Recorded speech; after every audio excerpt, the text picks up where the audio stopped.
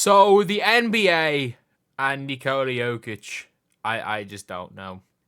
I don't know. Like, I think the NBA media, I'll say this, like the NBA media, the ones that vote a lot of the time do pretty much like, they do like Nikola Jokic. Obviously, they voted him MVP twice. They voted him MVP, or sorry, not twice, twice in a row and 3 times out of 4. They're probably going to vote him 4 out of 5. I would assume so.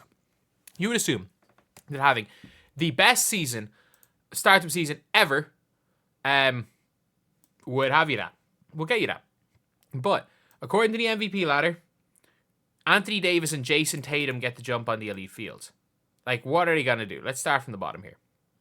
So, we have got for their Tyrese Maxey at 10. Giannis at 9. Look, I understand. Standings don't mean everything. I get it. Like, NBA, like, the standings are not everything. And I like the fact that it's not a guarantee that you need to be one of the top teams to win an MVP. The Milwaukee Bucks are 2-8 and the Sixers are 2-7. They are both worse than the Detroit Pistons. They both had a worse start than the Detroit Pistons. Get them both off the top 10. Luka Doncic at 8. Oh, I don't think so. The Dallas Mavericks are 5-5, and Luka Doncic has had a not good season. Like, it should be, like, there should be, if I was them, like, Shea, Kevin Durant should be, actually, he's 6th. Anthony Edwards is 7th. But, like, if you're looking at some of the teams, heck, at this stage, put Buddy Hield somewhere on this list. But Luka Doncic, maybe him at 8. Ant 7, KD 6. It is what it is. At number 5 is Donovan Mitchell. And look, I get it. I'll go number 5. I'm cool with it. Like, he's had a ridiculously good start to his season. Like, the guy's been brilliant. I would put Darius Garland in the top 10 as well. Because that's been the real difference between the Cavs this year and the Cavs last year, is that Darius Garland is Darius Garland again. And also, if their double bigs is working, they're 12-0. Like, they are literally, they're 70 games off going and, like, well, winning it all. Or winning all 82. They're doing the 82-0 challenge in real life. But no, the Cavs have been super. Donovan Mitchell at 5, fair enough. I think he should be higher than 5. He's been better than Shea. At number 4, Shai Gilgeous-Alexander. 26, 6, and 7. He actually had his best game a while ago. But, look, the Thunder were good. Were really, really good. Not the best game a while ago. Best game was last night, wasn't it? The Thunder have been really good. And, like, they're still top of the... they're top out by themselves for the Western Conference. But, like, they played the Clippers. And the Clippers are not very good. Like, Norman Powell is their main scorer. They're just not good at all. Like, they're 6-5. I get it. They're just not that good a team.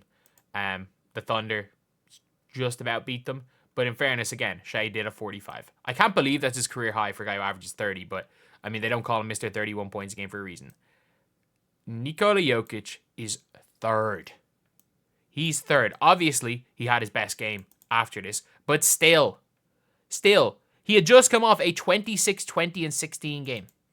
The difference is the Nuggets are struggling, or were initially. Like, at this stage, the Thunder were 6-3. Like, come on. They had just won 4 games in a row. Like, come on. Like, it's ridiculous. And by the way, you will not find an MVP ladder with Nikola Jokic at number 1. Like, you actually will not find an MVP ladder with the man that is having the best start to a season in the history of the NBA at number 1. He's averaging, if you round up, he's averaging 30, 14, and 12 on ridiculous efficiency. We've never seen anything like this. We've never seen anything like it.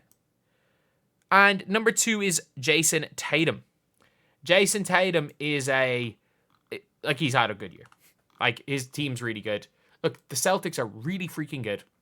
And Tatum's been really freaking good. Like, if I would have no problem, Tatum would 100% be number 1.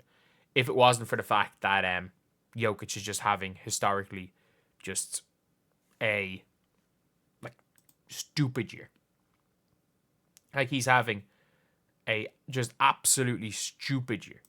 But other than that, Tatum will be a deserving. If Tatum keeps this up, he's a deserving MVP. I'm not going to argue that. Not deserving, maybe not deserving this year, but he would have been a deserving MVP most years. And then number 1, Anthony Davis. And I mean, he's already been injured. The Lakers, at this stage, I think we're 4-4, or we're 5-4. Like, I get it, AD's been super, but you've used Jokic has been better than AD, and you used Jokic's team's record, which is better than AD's team record against him. And that's what I think is like, it all just depends on who's watching, because it's funny when it comes to all of the, like, I think a lot of the media, there's like two extremes. There's either the extreme of like, Jokic is top 10 of all time, or there is the extreme where it's like, no matter what, we're never going to give Jokic the credit he's due just because of how he looks. Jokic is averaging 3 stocks a game. Like, he's averaging 3 stocks a game. We're looking at the greatest start to a season ever. And it says here, nobody's had a better start to the season than Davis. Jokic is having the best individual start to a season we have ever seen in basketball. And that includes 2016 Stephen Curry, where people compared him to Michael Jordan. People were comparing the guy to Michael Jordan. There is absolutely nobody that has had as good a start to a season ever than than Nikola Jokic this year. It is the greatest start in the history of basketball. And the fact is that we're seeing him as low as 4. I've seen him as low as 4. I've seen him below Shea. I have seen Jokic as low as 4 on MVP ladders, despite having, again, the greatest individual start to a season ever. Ever. No ifs, ands, or buts about it. He is having the greatest individual start to the season ever. And if you look at the team, he's as good as Peyton Watson, Christian Brown, and like Julian Strawder are looking. It's because of him. There has never been a greater floor raiser in the history of the sport than Jokic. Like, when it's all said and done, Jokic is going to be seen as the greatest offensive player of all, is possibly going to be seen as the greatest offensive player of all time. And I'm not joking when I say that. Like, not just scoring, he's not the greatest scorer of all time. That's Michael Jordan. He's not, the gap between Jordan and Jokic on defense is that big. But he is going to go down as, I'm going to put this out there right now. He's not going to, we judge greatness by rings, but he plays for the Denver Nuggets. He plays for a small market team who, other than him, have not done the greatest job. Other than having him, have not done a great job. And they're crippled by the Jamal Murray contract. Unfortunately, we are not going to see a future where players get 4, 5, 6 rings. That's not going to happen with the way the second apron is, with the way everything is in the NBA, with parity, with potential expansion teams. It's just not going to happen in the future that players have 4, 5, 6 rings. It's just not. The dynasty is dead, realistically. And the only way a player will get that is if they win a couple early in their career and they jump from team to team and over a 20-year career might get 4. Like, the dynasty is dead. The NBA have killed the dynasty. So you're never going to be able to compare accolades as in rings to the likes of Kareem or Wilt or, well, Wilt only had 2, or Hakeem. Hakeem only had 2. But, like, he's going to be in that conversation for second. He's going to be in conversation for second best center of all time. Obviously, Kareem's one. But he's going to be in that Wilt, Hakeem, Shaq conversation. I think he's already in it. And I think by the end of his career, he's probably going to be on top of that conversation. If he wins one more, all he needs to do is win one more ring or go and fuck about and win the Olympics. Like, if he wins, by the way, if he won the Olympics with Serbia over the Avengers, that's bigger than 3 rings.